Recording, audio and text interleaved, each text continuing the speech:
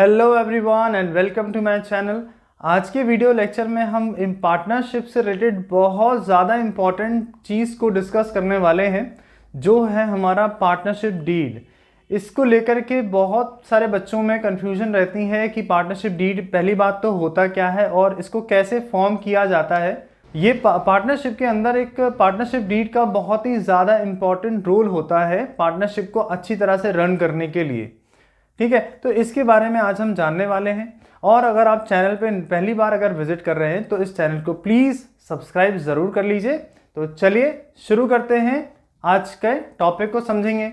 हमने देखा था, देखो पार्टनरशिप क्या होती है कि पार्टनरशिप जो है वो दो या दो से ज़्यादा लोगों के बीच का एक रिलेशन है, जिसमें कि जितने भी पर्सन होते हैं वो सभी क्या करते हैं, आपस में बिजनेस को जो रन कर रहे हैं उस बिजनेस से होने वाले प्रॉफिट को वो शेयर करेंगे। ये चीज़ क्या होती है, पार्टनरशिप। लेकिन पार्टनरशिप यहीं तक के सीमित नहीं होती है। पार्टनरशिप के अंदर बहुत सारी चीज़ें होती है, बहुत सारी एक्टिविटीज़ होती हैं। ठीक है, तो ये सारी चीज़ों को कैसे इम्प्लीमेंट किया जाएगा, किस तरह से पार्टनरशिप को आगे लेके जाया जाएगा। तो हमारा इंडियन पार्टनरशिप एक्ट 1932 ये स्पेसिफाई करता है कि एक पार्टनरशिप जो है वो एग्रीमेंट के बाद से ही एग्जिस्ट करना स्टार्ट कर देगी। इसका मतलब ये है कि पार्टनर्स के बीच में एक एग्रीमेंट होना कंपलसरी है। अब ये जो एग्रीमेंट है, ये एग्रीमेंट ओरल भी हो सकता है और रिटर्न में भी हो सकता है। अगर मान लीजिए कि ये जो एग्रीमेंट है ये ओरल है, पार्टनर्स ने जो भी टर्म्स एंड कंडीशंस को डिसाइड किया है आपस में एक दूसरे के लिए, जो भी रूल्स एंड रेगुलेशंस, ड्यूटीज़, ये सारी चीज़ें, प्रॉफिट शेयरिंग रेशो, कमीशन है, सैलरी है, ये सब कुछ अगर पार्टनर्स ने आपस में ओरल रखा हुआ है, सो पार्टनर्स को इस चीज़ को लेके इन फ्यूचर डिस्प्यूट हो सकते हैं। सो लेट अस सपोज कि मान लेते हैं कि अगर पार्टनर्स के बीच में एक कोई particular profit sharing ratio decide हो गया जब फर्म को बनाया जा रहा था, और आपके पास में इसका कोई भी रिटर्न डॉक्यूमेंट नहीं है कि पार्टनर्स का जो प्रॉफिट शेयरिंग रेशो है वो क्या है। इन फ्यूचर आपके बिजनेस में आपको बहुत अच्छा मान लेते हैं कि प्रॉफिट अर्न होने लगा, तो किसी एक पार्टनर ने प्रॉफिट को ज़्यादा लेने की बात कर दी कि अब उसको जो है वो प्रॉफिट का अमाउंट ज़्यादा चाहिए है। इस तरह की कंडीशन में पार्टनर्स के बीच में क्या हो जाएगा, डिस्प्यूट, क्योंकि रेशो कुछ और तय किया गया था, लेकिन कोई एक जो पार्टनर है वो क्या कर रहा है, ज़्यादा प्रॉफिट लेने की बात को कर रहा है। सो इस कंडीशन में पार्टनर्स के पास में कोई प्रूफ नहीं होगा कि क्या रेशो डिसाइड किया गया था और किस चीज़ की आप डिमांड कर रहे हो। तो यहाँ पर पार्टनर्स के बीच में कहीं ना कहीं डिस्प्यूट्स जो है वो बने रहेंगे, जिससे कि हमारे पार्टनरशिप फर्म की जो वर्किंग है इस पर बहुत ज़्यादा इम्पैक्ट पड़ने लगेगा धीरे धीरे करके। ठीक है, और मार्केट में जो पार्टनरशिप फर्म है उसकी गुडविल पे भी बहुत ज़्यादा इम्पैक्ट पड़ेगा अगर पार्टनर्स के बीच में डिस्प्यूट्स है। तो इन्हीं सब कुछ प्रॉब्लम्स को रिमूव करने के लिए ये आपको एडवाइस किया जाता है कि जो भी टर्म्स एंड कंडीशन पार्टनर्स के बीच में है, जो भी रूल्स एंड रेगुलेशंस पार्टनर्स के बीच में है, या जो भी रिलेशन पार्टनर्स के बीच में है, उसको आप रिटर्न में कर लें। उसी रिटर्न डॉक्यूमेंट को पार्टनरशिप डीड कहा जाता है। ठीक है, कि अगर जितना भी रिलेशन है पार्टनर्स के बीच में, कुछ भी अगर चीज़ है पार्टनर्स के बीच में, उस सब चीज़ों को अगर हम रिटर्न में कर लेते हैं तो वो जो रिटर्न डॉक्यूमेंट होता है वो लीगल डॉक्यूमेंट होता है। उसी लीगल डॉक्यूमेंट को पार्टनरशिप डीड कहा जाता है। तो चलो हम अब इसके मीनिंग को जानेंगे कि पार्टनरशिप डीड क्या है। सो यहाँ पे कहा गया है, The written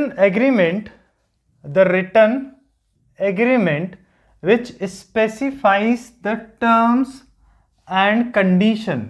मतलब कि पार्टनरशिप डीड क्या है, एक रिटर्न एग्रीमेंट है जो कि किस चीज़ को स्पेसिफाई कर रहा है, टर्म्स और कंडीशन को स्पेसिफाई कर रहा है, दैट गवर्न्स द पार्टनरशिप। मतलब जिस बेसिस पे हमारी जो पार्टनरशिप रन होने वाली है उन सभी चीज़ों के बारे में, उन सभी टर्म्स एंड कंडीशन के बारे में हमने रिटर्न डॉक्यूमेंट को बना लिया है।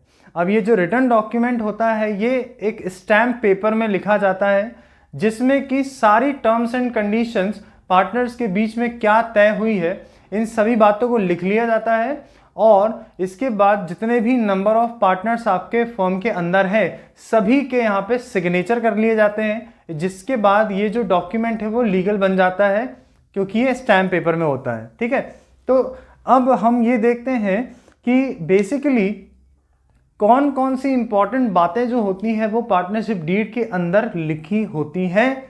तो चलिए देखते हैं आगे।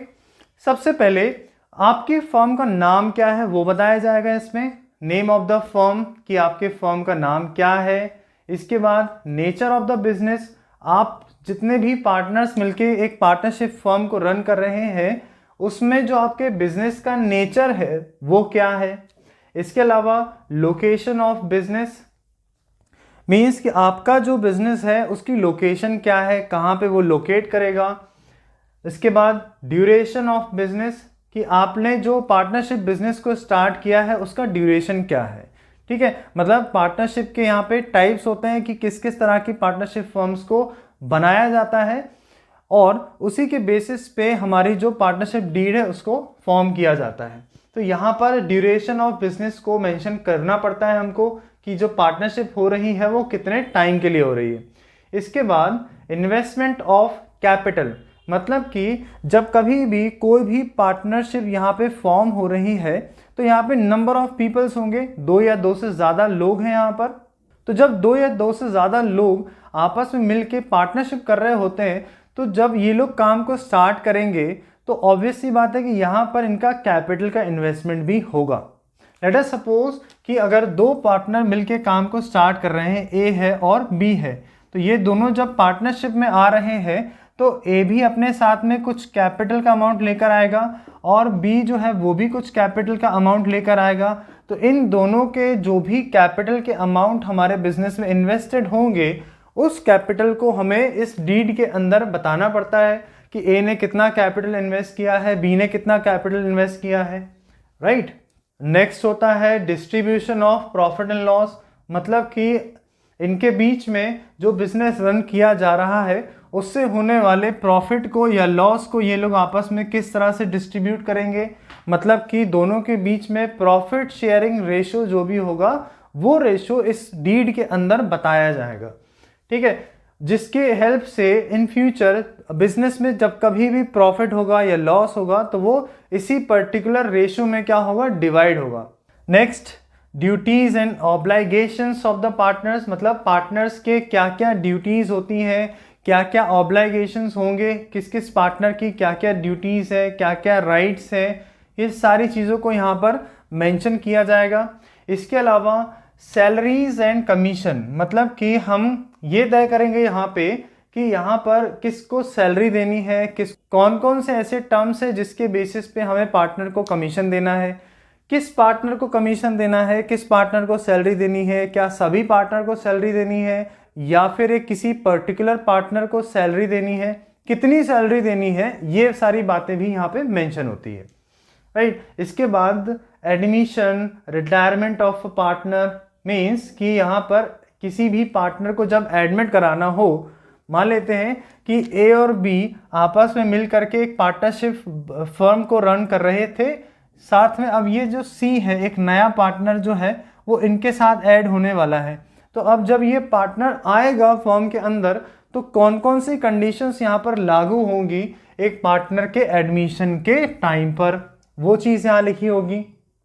इसके अलावा अगर किसी पार्टनर का रिटायरमेंट होता है तो उसके पीछे कौन कौन सी कंडीशंस लगती है, किस किस बेसिस पे उसका क्या प्रोसीजर होगा, तो ये सारी बातें भी इस डीड के अंदर पहले से ही लिख लिया जाता है। Okay, next is interest on capital, partner के कैपिटल जो है वो बिजनेस के अंदर इन्वेस्टेड है। अब इन कैपिटल पे पार्टनर को इंटरेस्ट मिलेगा या नहीं मिलेगा ये बात इसमें बताई जाती है। अगर मिलेगा तो कितने परसेंट पे मिलेगा, ये भी यहाँ पे परसेंट की जो वैल्यू होती है वो भी यहाँ पे मेंशन कर दी जाती है। रेट ऑफ इंटरेस्ट यहाँ पे पहले से ही बता दिया जाता है। इसके अलावा इंटरेस्ट ऑन ड्राइंग्स, अब जैसा कि हम जानते हैं कि पार्टनर्स क्या कर सकते हैं, बिजनेस से ड्राइंग्स को भी कर सकते हैं। तो अब पहली बात तो यहाँ पे ड्राइंग्स की अगर करें तो ड्राइंग्स कितनी होगी, पार्टनर किस बेसिस पे या किस टर्म्स एंड कंडीशन पे ड्राइंग्स को कर सकता है, पहली चीज़ तो हम ये डिस्कस करेंगे। दूसरी चीज़ क्या होगी कि ड्राइंग्स का अमाउंट क्या होगा, क्योंकि ड्राइंग्स जो होती है वो अलग अलग तरह से की जाती है, तो किस तरह से कौन सी कंडीशन पे किस मेथड से ड्राइंग्स को किया जा रहा है वो चीज़ भी मेंशन होगी, ड्राइंग्स का अमाउंट मेंशन होगा। इसके अलावा उस ड्राइंग पे इंटरेस्ट चार्ज किया जाएगा या नहीं चार्ज किया जाएगा ये बात यहाँ बताई जाएगी। अगर चार्ज किया जाएगा तो कितने % पे चार्ज किया जाएगा ये भी यहाँ पे मेंशन कर दिया जाता है। इसके अलावा डिसोल्यूशन ऑफ फर्म, जब भी फर्म को डिसॉल्व करना होगा पार्टनर्स को, तो यहाँ पर कौन सी कंडीशन होगी या क्या प्रोसीजर होगा फर्म को डिसॉल्व करने का, मेथड क्या होगी, वो सब यहाँ पे बताया जाएगा। Next is interest on loan. अब देखो इंटरेस्ट ऑन लोन का मतलब यहाँ पर ये है कि कई बार ये होता है कि जो फर्म होती है वो किसी पार्टनर से लोन ले लेती है या कोई पार्टनर जो होता है वो फर्म को लोन प्रोवाइड करते हैं। तो इस तरह के कंडीशन में एक पार्टनर जब फर्म को लोन देता है तो उस लोन पे क्या रेट ऑफ इंटरेस्ट लगेगा ये बात भी सारे पार्टनर्स मिल करके पहले से ही डिसाइड करते हैं, और जो भी यहाँ पे रेट ऑफ इंटरेस्ट होगा ऑन द लोन वो चीज़ या वो रेट ऑफ इंटरेस्ट इस डीड में लिख दिया जाता है कि अगर कोई भी पार्टनर फर्म को लोन देगा तो उस लोन पे क्या इंटरेस्ट लगाया जाएगा वो चीज़ वहाँ पे बताई जाएगी। इसके अलावा ड्राइंग्स की मैं बात करूँ तो ड्राइंग्स मैंने आपको बता दिया है। इसके बाद हमारा method for calculation of goodwill, कि जब कभी भी फर्म की गुडविल को कैलकुलेट किया जाएगा तो किस मेथड से हम लोग गुडविल को कैलकुलेट करेंगे, क्योंकि गुडविल को कैलकुलेट करने के मेथड्स अलग अलग होते हैं। तो यहाँ पे कौन सी मेथड लगाई जाएगी कैलकुलेट करने के लिए गुडविल को, तो वो चीज़ यहाँ पे पहले ही बता दिया जाता है। इसके अलावा कि अगर इन सब के बावजूद भी अगर पार्टनर्स के बीच में कोई डिस्प्यूट बनता है तो उस डिस्प्यूट को किस तरह से किस मेथड से सॉल्व किया जाएगा तो वो मेथड भी वहाँ पे मेंशन कर दी जाती है। तो ये सारी चीज़ों को मेंशन कर दिया जाता है रिटन डॉक्यूमेंट के फॉर्म में। ये सभी terms and conditions, rights and duties के बाद लिख देने के बाद इस डॉक्यूमेंट को सारे पार्टनर्स साइन कर देंगे, उसमें सील लगाई जाएगी। इसके बाद ये जो डॉक्यूमेंट होगा ये लीगल हो जाएगा। अब इसका फ़ायदा क्या होगा, तो देखिए इन दोनों पार्टनर में से जो हम लोगों ने डिस्कस किया कि ए और बी दो पार्टनर हैं, अब ये दोनों पार्टनर किसी भी चीज़ को लेकर अगर कोई डिस्प्यूट होगा तो यहाँ पर सबसे पहले ही एग्रीमेंट दिखा दिया जाएगा, पार्टनरशिप डीड, इसी डॉक्यूमेंट को दिखा दिया जाएगा कि हमारे डीड में क्या मेंशन है, और जो भी उस डीड में लिखा होगा तो फर्म क्या करेगी, उस डीड के अकॉर्डिंग काम करेगी। डीड में नहीं लिखा होगा तो नहीं किया जाएगा। इससे क्या होगा कि डिस्प्यूट होने के चांसेस बहुत ज़्यादा कम हो जाते हैं। उसके बाद भी अगर कोई डिस्प्यूट होता है तो उसकी चीज़ें, उसके मेथड्स को बता दिया जाता है कि इसके बाद भी कोई डिस्प्यूट है तो उसको कैसे सॉल्व किया जाएगा पार्टनरशिप के अंदर। इसीलिए ये एडवाइस किया जाता है कि एक पार्टनरशिप फर्म के अंदर जो भी पार्टनर्स के जो रिलेशन है, उनका जो भी एग्रीमेंट है उसको रिटर्न में कर लेना ही ज़्यादा अच्छा होता है फ्यूचर में डिस्प्यूट्स होने से बचने के लिए। चलिए, तो ये था हमारा पार्टनरशिप डीड। अब हम मिलते हैं हमारे नेक्स्ट टॉपिक में। इसके बाद भी अगर आपको कोई डाउट रह जाता है तो मुझे नीचे आप कमेंट सेक्शन में ज़रूर पूछें। तो चलिए मिलते हैं नेक्स्ट वीडियो में, और अगर आपको वीडियो पसंद आया तो उसको लाइक करिए, शेयर करिए और चैनल को ज़रूर सब्सक्राइब करिए। Thank you so much.